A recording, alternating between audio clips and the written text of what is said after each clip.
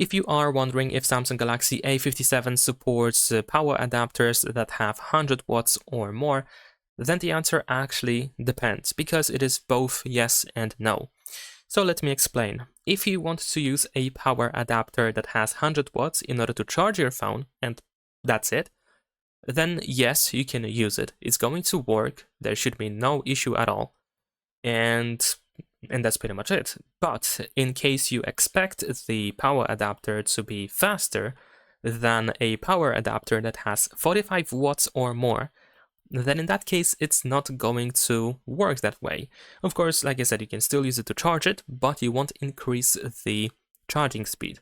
And why I mention 45 watts? Simply because this phone can charge the battery using 45 watts or, well, at most, actually, 45 watts at most.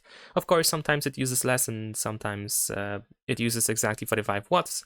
But the idea is that if you already have a power adapter that has 45 watts, then this is pretty much the fastest charging speed you can get on this phone. You will not be able to increase the charging speed. You will not be able to make it faster, to charge faster, if you get a power adapter with 100 watts, 125, and so on and so forth.